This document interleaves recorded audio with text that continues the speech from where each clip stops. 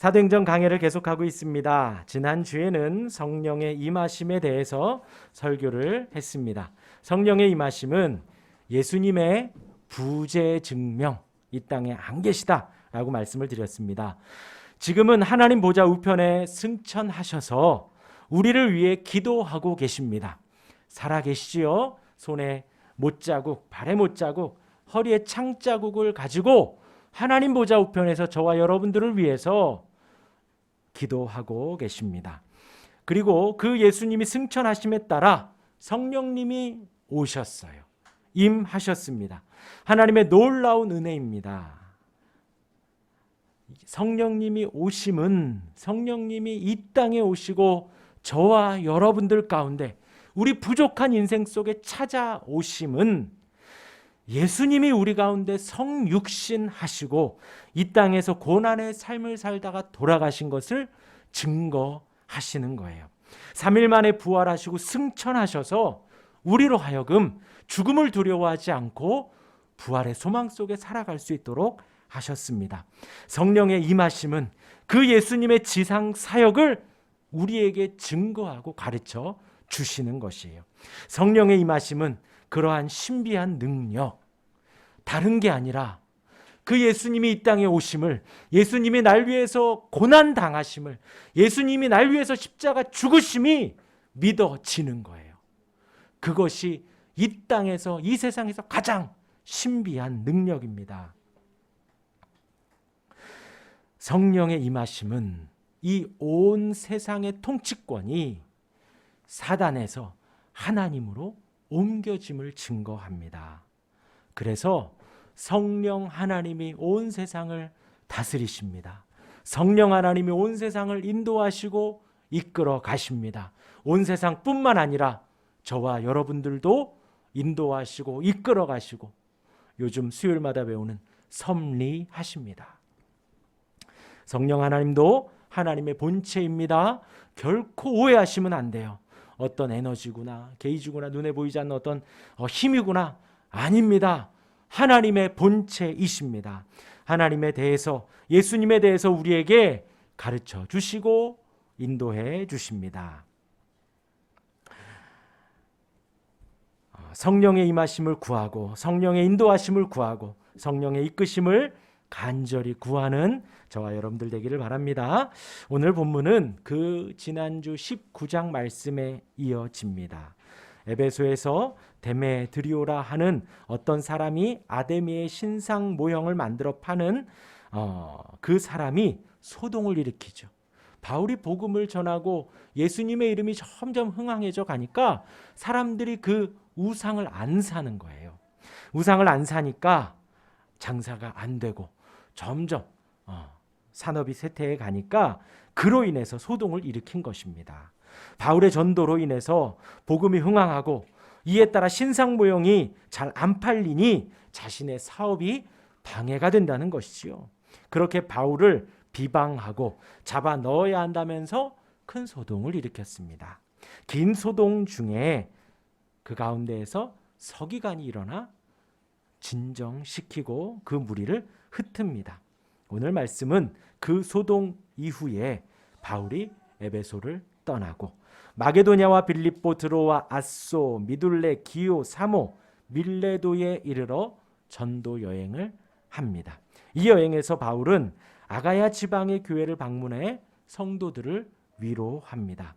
드로아에서 말씀을 강론합니다. 오늘 읽은 본문 말씀이에요. 그 중에 창에서 떨어져 죽은 유두고를 살리기도 합니다. 예, 설교 중에 떨어져 죽었대요. 그 말씀의 후반부에는 그리고 이제 유두고가 죽었지만 다시 살아나며 거기 모인 성도들이 위로를 받았다라고 합니다. 이어서 오늘 20장 말씀의 후반부는 밀레도에서 에베소 교회의 장로들을 부릅니다. 그리고 그들과 함께 바울이 고별 설교를 하는 장면이 나옵니다. 앞으로 에베소 교회가 겪게 될 일을 염려하고 교회 지도자들로서 행해야 할 모본을 이야기를 하는 것입니다. 또한 자신이 가는 예루살렘으로서의 그 발걸음이 결코 편안하지 않고 결박과 환난이 기다리고 있다. 그럼에도 나는 예루살렘을 가야 한다라는 것입니다. 그 복음을 증거하면은 자신의 생명도 귀한 것으로 여기지 않는다는 바울의 단호한 설교가 이어집니다. 오늘 이 20장을 통하여서 몇 가지 은혜를 나누고자 합니다. 그 전에 오늘은 제가 예를 하나를 들 텐데요. 약간 좀 더러울 수 있습니다. 마음의 준비를 좀 하시고요. 대통령의 연설 비서관이 있습니다. 대통령에게는 수행원들이 많이 있죠. 그 중에서 대통령의 연설을 돕는 연설 비서관이 있습니다. 강원국 씨라고 해요. 이 사람 이야기를 잠깐 할 텐데요. 이 사람은 청와대 근무를 하면서 자신의 약점, 자신의 부족함을 어떻게 채워갔는지 좀 말씀을 드리겠습니다. 약간 좀 원색적인 내용이 들어있으니까 참고하고 들으시기를 바라고요. 그 연설 비서관들은 대통령이 하루에 여러 곳을 다니지요. 여러 곳을 다니기도 하고 여러 곳에 인사말을 보내기도 합니다. 그곳에 말하고 쓰는 그 말과 글을 수정하는 일을 이 연설 비서관들이 합니다. 대통령 가까이에서 돕는 일이지요. 대통령과 연설과 인사말에 어떤 사실관계를 조사를 하고 청중들을 고려해서 그 연설들을 작성을 합니다. 또 오탈자가 있으면 대통령이 실수하면 큰일 나죠. 그래서 꼼꼼하게 체크를 합니다. 그러니까 이 연설비서관들이 앞에 나서지는 않지만 뒤에서 정말 많이 노력을 하는 거예요. 하루하루 그 큰 중압감에 힘들었답니다. 그래서 이 사람이 총 한 8년 정도를 청와대에서 근무를 했는데 한 6년 차에는 사임 의사를 밝히기도 했대요. 힘들어서 못하겠습니다. 그런데 이제 대통령이 배려해줘서 잠깐 쉬고 또 할 수 있도록 했다고 해요. 그 8년을 지내면서 병 하나를 얻었다고 합니다. 그 병명이 과민성 대장 증후군. 구글에 검색하면 이렇게 나옵니다. 식사나 또 가벼운 스트레스를 받으면 그때부터 복통이 온답니다. 복부 팽만감이 오고 불쾌한 소화기 증상이 반복되며 이 다음이 중요해요. 설사와 변비 혹은 배변 장애 등을 가져오는 만성적인 질환이라 그래요. 그러니까 뭐 고치는 특별한 방법도 없나 봐요. 밥을 먹거나 혹은 이제 스트레스를 받게 되면 그러한다는 것이죠. 근데 강 씨가 이 청와대 군부를 하면서 이 병을 얻었다는 거예요. 하루는 청와대 생활을 하면서 이제 지하철로 출퇴근을 하는데 하루는 행사가 있어 미리 나왔습니다. 청와대에 가야 하니 미리 나와서 지하철로 이동을 하는데 또 생각을 하니 스트레스를 받아 배에서 신호가 왔대요. 그래서 중간에 내려서 화장실로 향했답니다. 그런데 그 화장실에 대변칸이 다 꽉 찼다는 거예요. 이제 자기도 빨리 일을 보고 가야 늦지 않는데 그런데 아무리 똑똑똑똑 두들겨도 그 안에서는 미동이 없더랍니다. 이렇게 좀 약간 좀 바지춤을 치키는 아니면 물을 내리는 소리가 나야 소망을 갖고 기다릴 텐데 전혀 미동이 없는, 그런데 더 있으면 본인도 큰일 나고 행사도 늦을 것 같아. 이 사람이 한 일은 죄송합니다. 소변기에다 일을 봤답니다. 자기가 이제 급하게 소변기에 일을 보는데 사람들 들어오고 사람들 눈 동그래지고 그런데 어떻게 해요? 빨리 보고 가야지. 그래서 일을 마치고 가서 무사히 행사를 잘 마쳤다고 합니다. 그리고 또 한 번은 2007년도 2차 남북 정상회담, 노무현 대통령하고 이제 만나는 그 남북 정상회담이 있는데 보통 그런 행사는 항공편으로 이동을 하는데 그때는 약간 이제 보여주는 그런 게 있어서 육로로 이동을 했답니다. 차로 가자고. 그래서 대통령과 함께 여러 대의 차가 대우를 갖춰서 이동을 해야 되는데 만약 이제 수행원들 중에 한 사람이라도, 그 많은 수행원들 중에 한 사람이라도 일이 생기면 그 전체 차가 멈춰서 그 일을 처리하고 가야 된다라는 거예요. 그래서 이 사람이 어떻게 했을까요? 그 전날 긴장하고 막 초조하고 그러니까 그 전날 관장을 했답니다. 싹 속을 비우고 그리고 이제 북으로 이동을 하고 행사가 마칠 때까지 아무것도 먹지 않았대요. 그리고 계산을 해보니까 30시간 동안 굶었다 그래요. 그래서 꼬박 30시간을 지나서 평양에서 식사를 했다고 합니다. 그래서 맡겨진 일을 잘 마무리하고 복귀를 했다고 해요. 그렇게 강영국 씨는 8년 동안 대통령 연설 비서관으로 있으면서 자신의 가장 큰 약점을 잘 보완해 가면서 대통령의 일정에 차질이 없도록 수행을 했다고 해요. 그래서 지금도 본인 집에서 청와대까지 가는 길에 화장실이 어디에 있는지, 어디가 깨끗한지, 어디가 비었는지 잘 안다고 합니다. 대통령의 글쓰기라는 책에 기록되어진 내용입니다. 다시 본문으로 돌아오겠습니다. 오늘 본문에서 주목할 세 가지가 있습니다. 하나는 7절, 우리 같이 한번 읽어보겠습니다. 사도행전 20장 7절입니다. 시작. 그 주간의 첫날에 우리가 떡을 떼려 하여 모였더니 바울이 이튿날 떠나고자 하여 그들에게 강론할세 말을 밤중까지 계속하매. 가장 첫 단어가 그 주간의 첫날입니다. 바로 일요일이에요. 일요일. 그리스도가 우리 주님이 부활한 날을 기념하여 바울이 거기 모인 성도들과 함께 모였다는 것입니다. 지금의 주일을 사도 바울이 지킨 것입니다. 우리는 안식일을 중수하지 않습니다. 안식일을 기억하고 지킨다는 것, 성경에 구약의 안식일이라고 나왔기 때문에 그날을 지켜야 된다라고 하는 것은 아주 큰 잘못입니다. 예수님의 십자가의 죽으심으로 구약의 약속을 성취한 것, 안식일을 준수한다는 것은 그 예수님의 성취를 부정하는 것입니다. 예수님의 이 땅에 오심을, 예수님이 죽으심을, 부활하심을 부정하는 처사인 거예요. 완전한 이단 사상이며 성경이 말하는 내용도 아닙니다. 우리는 예수님이 이 땅에 오셔서 모든 율법을 성취하시고 이루신, 죽으시고 능력 가운데 다시 살아나신 그날을 기념하여 예배하는 것입니다. 그날이 바로 오늘이에요. 오늘.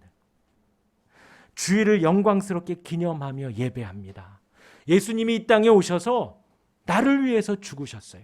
나의 모든 죄와 허물, 내가 죽어야 하고 내가 비참하게 십자가에 달려야 하는데 그 자리에 나 대신 예수님이 대신 지시고 나의 모든 죄와 연약함과 허물을 용서해 주시고 덮어 주신 거예요.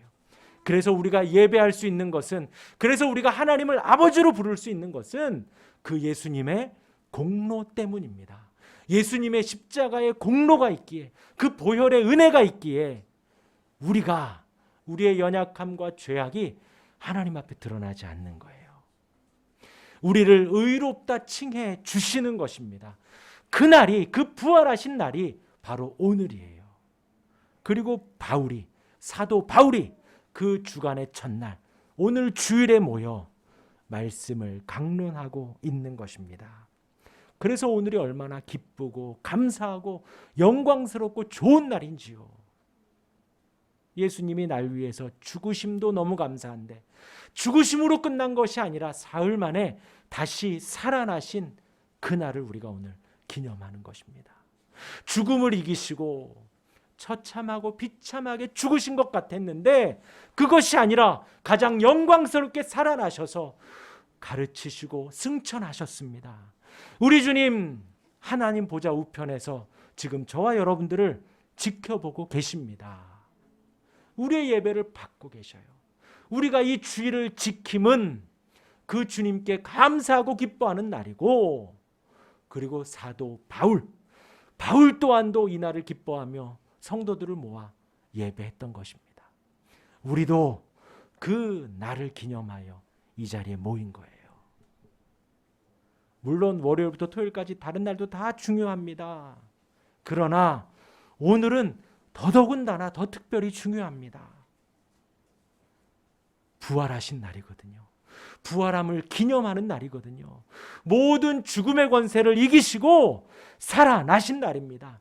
그래서 그 부활의 영광이 오늘까지도 이어지고 오늘도 우리가 감사함과 영광으로 예배하는 거예요. 예수님이 부활하셔서 그 권능 가운데 지금도 온 세상을 다스리고 계셔요. 그래서 세상이 예수님이 이 땅에 오심, 십자가의 죽으심, 부활하심 그 전과 후로 나뉘어지는 거예요. 온 세상이 바뀐 겁니다. 하나님의 통치로, 하나님의 나라로. 그 주간의 첫날 바울도 이 시간을 지키고 우리도 이 시간을 지킵니다. 여러분, 내가 은혜 받았다. 내가 성령 충만해야지. 내가 하나님의 사람이 되고 싶다. 이 시간부터 시작하는 거예요. 그리고 이 시간이 결과가 되어집니다. 내가 이 거룩한 주일을 너무나도 소중하고 기쁘고 감사하고 영광스러운 주일을 가장 최고로 지킬 때 우리 안에 은혜는 배가 되고 은혜의 삶은 월요일부터 또 이어지는 거예요. 그 은혜의 삶의 결과, 오늘 이 주일의 예배가 가장 감사하고 소중하게 여겨지는 날이 되어집니다. 이어서 봅니다. 7절에 하반절에 보면요, 그들에게 강론할세 말을 밤중까지 계속하매.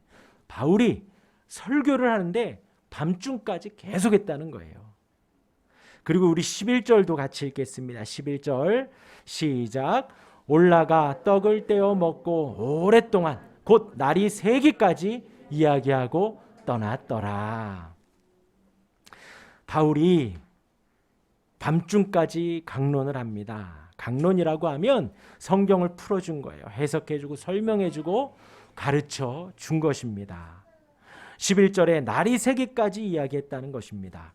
하나님의 뜻을, 성경의 말씀을 계속해서 설명하고 가르쳐진 거예요. 하나님 말씀에 대한 열정이 서로가 대단한 거죠. 사도 바울도 그렇고 듣는 자들도 그렇고요. 가르치는 바울도 그렇고 모여 듣는 성도들도 대단한 것입니다. 당시에 이제 일꾼들, 그때는 노예도 있었나 봐요.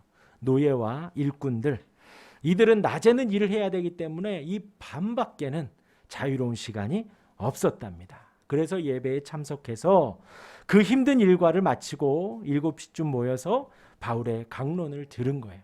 그런데 그 일이 밤중까지 계속되고 날이 새기까지 계속된 것이에요. 왜냐하면 그 사도 바울의 가르침이다라고 하니 이들도 모였던 것이고 이 귀한 기회였기 때문에 그들이 모여서 밤중까지 날이 새기까지 그렇게 문제되지 않았다는 것입니다. 바울은 편안했나요?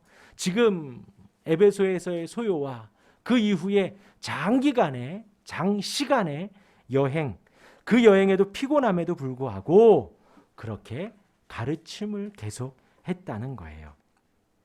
이 강론하다라는 이 시제가 계속과 반복을 나타내는 미완료예요. 그러니까 계속 이야기했다는 거예요. 계속 가르치고, 그리고 듣는 이들도 말을 하고 질의응답하고 서로 묻고 답하는 그런 시간을 밤새도록 계속했다라는 것입니다. 이것이 성령 충만, 부흥, 영적 성장, 그것의 본질이며 기초입니다. 말씀을 사모하는 것. 오직 하나님의 말씀만이 저와 여러분들 우리의 심령을 소생시킵니다. 오직 하나님의 말씀만이 우리를 회복시켜 주십니다. 오직 하나님의 말씀만이 우리를 치유해 주십니다. 소생, 우리에게 생명을 주신다는 거예요. 유두고가 죽었다 살아나지만 우리의 심령이 잠자고 있다면 깨어나게 해주십니다. 깨어나세요.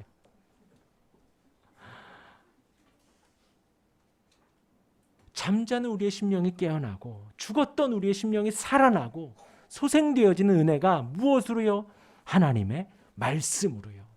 그리고 우리 안에 병들어 있고 우리의 마음이, 우리의 심령이 병들어 있다면 치유해 주시는 것이 오직 하나님의 말씀입니다. 우리의 심령이 연약한 어린아이의 영혼의 심령이라면 그 자라게 하는, 성장하게 하는 것 오직 하나님의 말씀입니다. 이 시간을 사모하시기를 바라고 하나님의 말씀을 보고 듣는 일에 사모하시기를 바랍니다. 소중히 여기시기를 바랍니다. 밤이 새도록 강론하고 질의하고 응답하고 너무나도 좋은 거예요. 저와 여러분들도 우리도 그 말씀을 사모하고 보고 듣기를 사랑하고 그것이 우리의 심령이 살아나고 회복되고 치유되는 가장 근본적인 일임을 기억하시기를 바랍니다. 이러한 그들의 하나님에 대한 열심, 말씀에 대한 열심이 나타나는데 이 가운데 잠이 든 유두고가 등장합니다. 유두고는 복되다는 뜻이에요. 당시 흔한 이름이었다고 합니다. 위에 언급한 대로 보면 힘든 노동을 했음에도 말씀을 사모해 나온 것이지요. 또한 청년으로 표현했기 때문에 당시에는 15세 이상의 젊은이였을 수도 있고요. 아니면 그 이전에 8세부터 14세 정도로 보이기도 합니다. 그러니까 여기 있는 주찬이나 하율이 정도, 주은이 정도 되는 것 같습니다. 그러니까 20대 이상의 청년이라고는 좀 볼 수 없는 거예요. 그런데 이 어린 아이들이 낮에는 고되게 일을 하고 저녁 때 온 것입니다. 말씀을 듣는 도중에 하루의 일과로 피로하지요. 그리고 오늘 말씀에 보면 등불을 많이 켰다. 지금은 이렇게 전기로 들어오지만 이렇게 등불을 켰으니 산소가 이제 이렇게 많이 없어지지요. 그 가운데에서 졸음이 찾아옵니다. 아무튼 유두고는 바울의 말씀과 졸음과의 전쟁에서 졸음에 점점 압도되어 잠이 듭니다. 그리고 떨어져서 9절에 일으켜보니 죽었는지라 라고 합니다. 유두고의 죽음은 당시 모든 사람들에 의해서 확인되어서 이렇게 기록이 되고 이 사도행전의 저자는 누가입니다. 누가는 의사지요. 그러기에 여기에 정확하게 기록을 한 거예요. 유두고가 떨어져 죽었다. 왜냐하면 바울이 지금 몸을 포개어서 유두고가 살아나니 죽은 건 아니다. 죽으려고 할 때 바울이 깨워서 살렸다. 잠시 기절한 거다라는 설도 있다는 거예요. 근데 이 사도행전을 쓴 사람은 바로 의사 누가거든요. 그러니까 유두고가 확실히 죽었다라는 것을 말을 합니다. 바울은 자신이 말씀을 전하는 도중에 발생한 이 사고에 대해서 당황하지 않고 민첩하게 행동을 하지요. 죽어있는 아이를 끌어안습니다. 이 모습은 구약에서 엘리야가 사르밧 과부의 죽은 아들을 살리기 위해서 엎드렸던 것과 같고 또 엘리사가 수넴 여인의 죽은 아들을 살리기 위해 엎드린 모습을 기억하게 합니다. 바울은 청년이 죽지 않았다고 안심시킵니다. 청년을 끌어안은 바울은 무리를 조용히 시키고 생명이 저에게 있다라고 말을 합니다.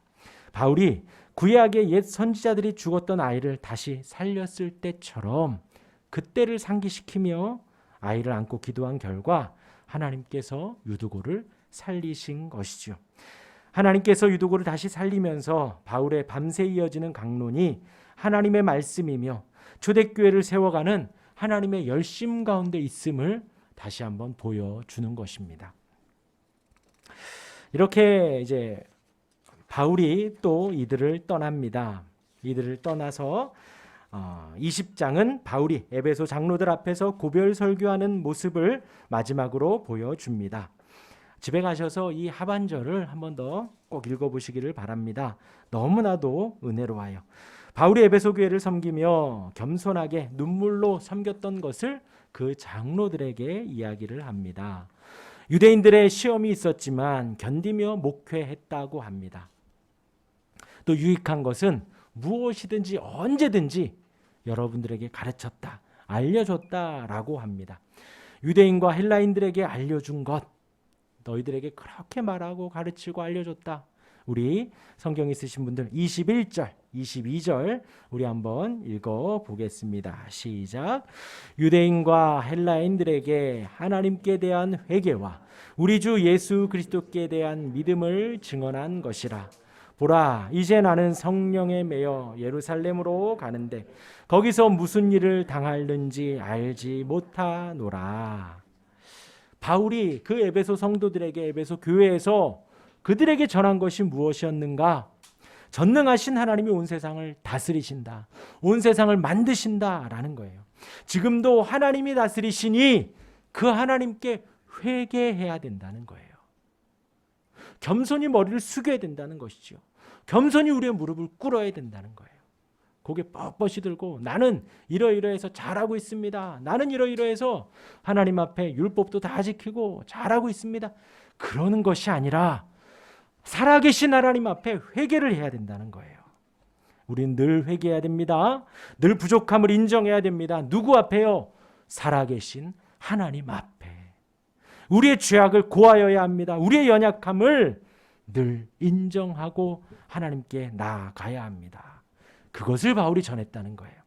이어서 우리 주, 우리의 주인, 우리의 전부가 되시는 예수 그리스도를 전했다는 거예요. 구원자 예수를 굳게 믿게 했다는 것이죠. 예수님만이 나의 유일한 구원자가 됩니다. 나의 의지할 뿐이 되어지죠. 조금 전에 하나님께 회개하라 그랬습니다. 그런데 그 하나님 앞에 나아갈 때 내 이름으로, 내 힘으로 나아가면 안 돼요. 우리 주 예수 그리스도의 이름으로 나아가야 합니다. 나의 유일한 중보자가 되시고 나의 유일한 주인이 되시는 그 주님 예수님의 이름을 굳게 믿게 했다라는 것이지요. 그분이 나를 위해서 이 땅에 오셨습니다. 고난 받으셨습니다.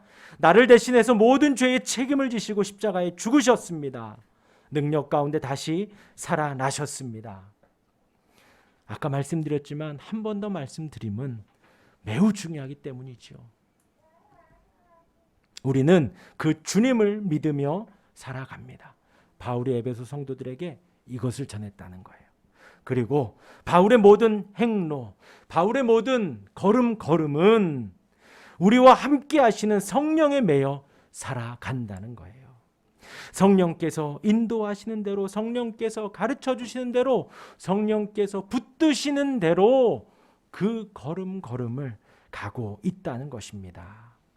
그 길이 어려운 길이고 환난이 있고 고난이 있다 하더라도 바울은 간다는 거예요.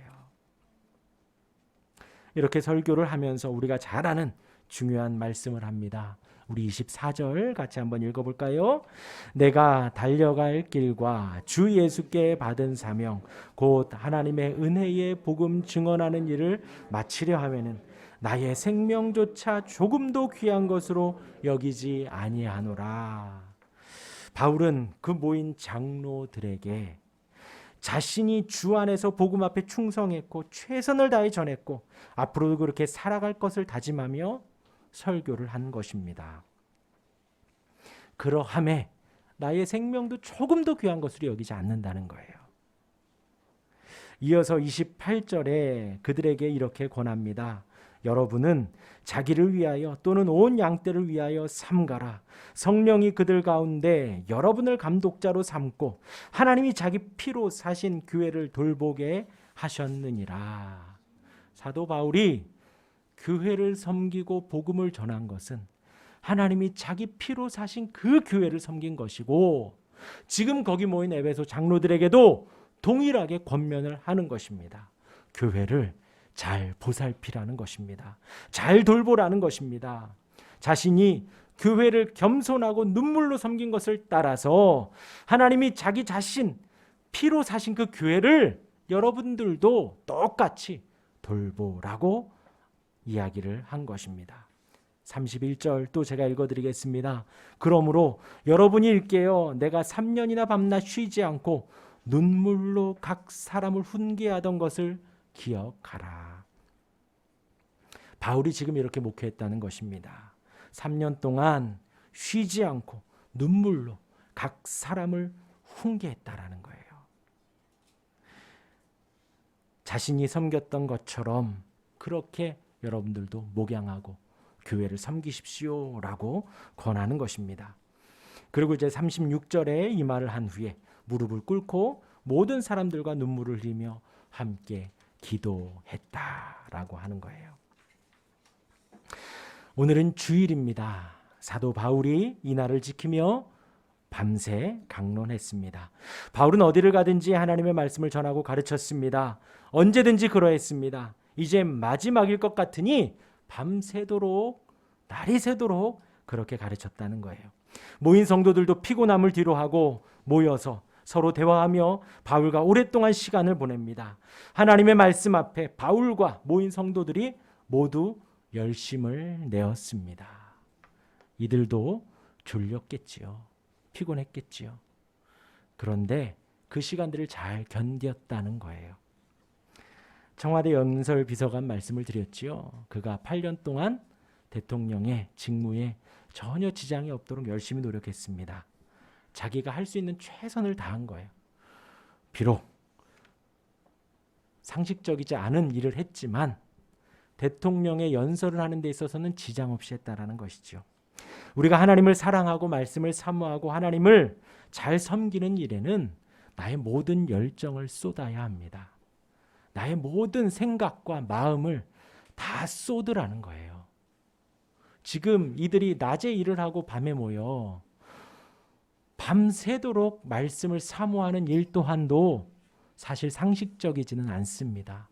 그러나 그만큼 하나님을 사랑하고 사모한다는 것을 바울이 보여주고 거기 모인 성도들이 보여주는 거예요. 우리가 이렇게 하나님을 사랑했으면 좋겠습니다. 이 시간 예배에도 더 온전히 드리기를 노력하고 준비하시기를 바랍니다. 졸지 않기 위해 노력하시기 바라고 이 하나님의 말씀을 이해하고 내 마음 안에 새기기 위해 노력하시기를 바랍니다. 모든 열정과 마음을 쏟아 밤낮 쉬지 않고 눈물로 각 사람과 훈계했던 바울처럼 저도 그렇게 목회를 할 테니 여러분들도 그렇게 말씀을 사모하고 하나님을 사랑하고 졸지 않도록 노력해 가셨으면 좋겠습니다. 그런 은혜가 저와 여러분들 우리에게 충만하기를 주님의 이름으로 축원합니다. 아멘. 우리 같이 기도하겠습니다.